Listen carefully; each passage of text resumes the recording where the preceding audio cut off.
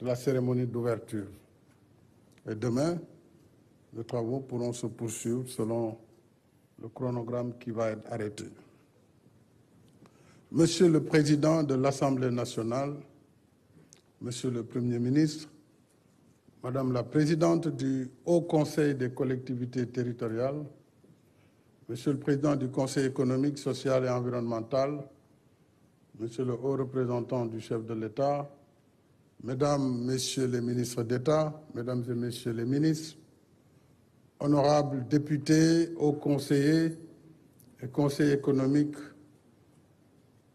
Madame le haut représentant, la haute représentante ou la présidente du Haut Conseil du dialogue social, Mesdames et Messieurs les responsables politiques, Mesdames et Messieurs les notabilités religieuses représentant les familles religieuses du Sénégal, autorités religieuses et coutumières, Mesdames et Messieurs les représentants du secteur privé, des centrales syndicales, Mesdames et Messieurs les représentants de la société civile, chers compatriotes en vos rangs et qualités, distingués invités,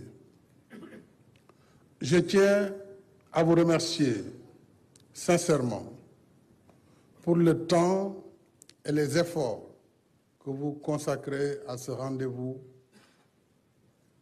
majeur de la nation sénégalaise.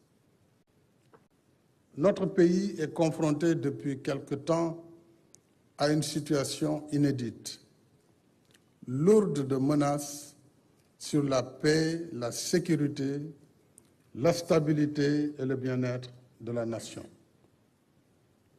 Dans l'histoire des nations, il est des moments d'adversité politique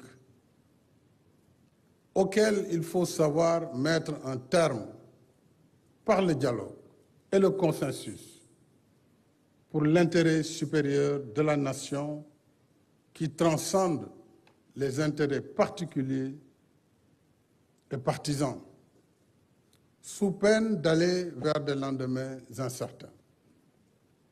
Ce temps est venu pour la nation sénégalaise, parce que la vie des nations transcende la vie politique et appelle tout un chacun au sens des responsabilités et de la patrie.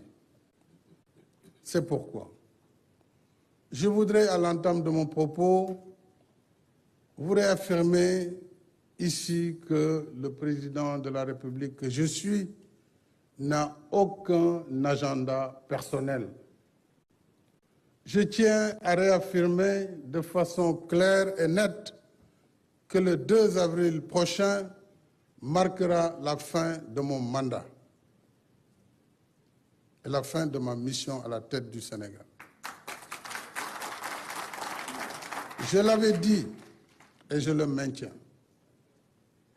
Notre pays se retrouve à un carrefour important. Nous sommes à la croisée des chemins. Mon souhait, c'est que nous puissions aller vers une élection apaisée, inclusive et transparente. À cette fin, et dans un esprit de réconciliation nationale, je saisirai l'Assemblée nationale dès ce mercredi, en Conseil des ministres, d'un projet de loi d'amnistie générale sur les faits se rapportant aux manifestations politiques survenues entre 2021 et 2024.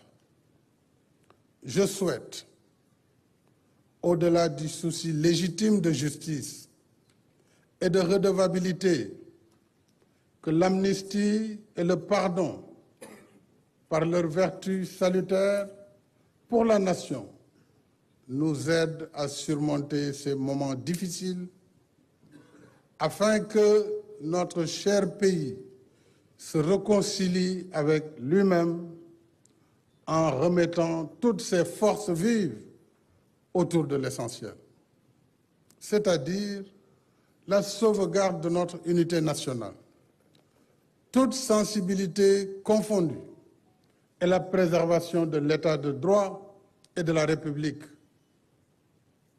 Cela permettra de pacifier l'espace politique, de raffermir davantage notre cohésion nationale et de maintenir le rayonnement démocratique de notre pays.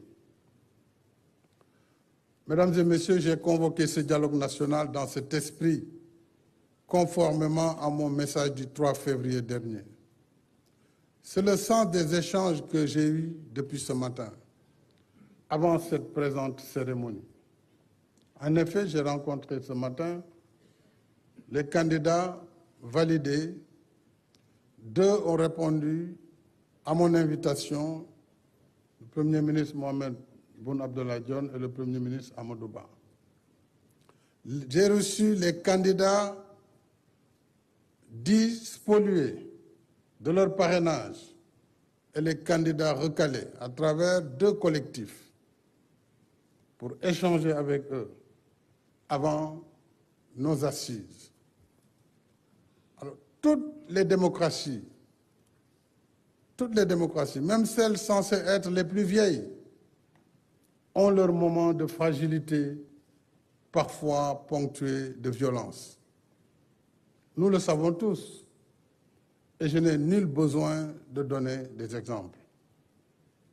Le dialogue et la concertation permettent justement de soigner ces fragilités et d'avancer dans la quête de l'idéal de démocratie.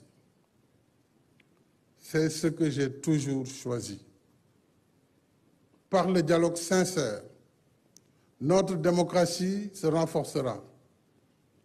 Et malgré la charge des épreuves, nous resterons ainsi dans le bon sens de l'histoire, celle des grandes nations qui sortent encore toujours plus fortes des épreuves qu'elles traversent. Une formule bien de chez nous vient d'être rappelée par le pasteur Ouattara. Réro amul ñàkk waxtaan moo am.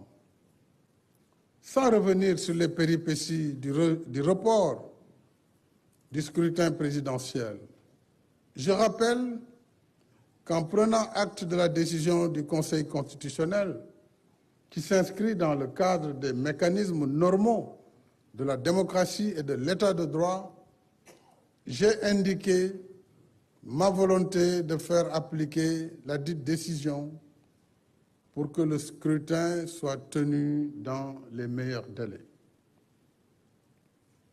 En convoquant ce dialogue, qui n'est pas le premier du genre, je n'ai qu'un seul objectif: trouver un consensus sur la date de la prochaine élection présidentielle, afin que le scrutin se tienne dans les meilleures conditions d'organisation et de transparence qui en garantissent la crédibilité, étant entendu qu'il se déroulera comme d'habitude sous observation nationale et internationale.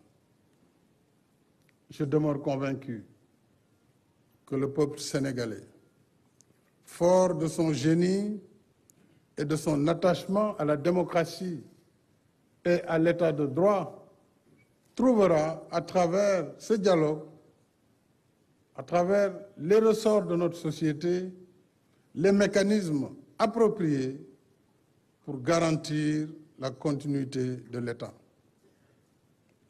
Ma volonté et mon vœu le plus cher, c'est de faire tenir l'élection présidentielle dans les meilleurs délais, et ceci avant l'hivernage prochain, et dans la paix. Le gouvernement y travaille déjà. Il travaille pour une parfaite organisation logistique de l'élection, comme d'habitude.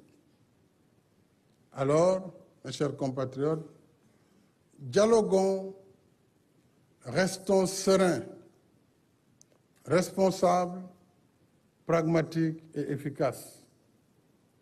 Chacun de nous doit se transcender et s'élever à la hauteur du Sénégal que nous voulons. Un Sénégal de paix et de stabilité. C'est ce qui confirmera notre grandeur d'une nation unie par une histoire et un destin commun.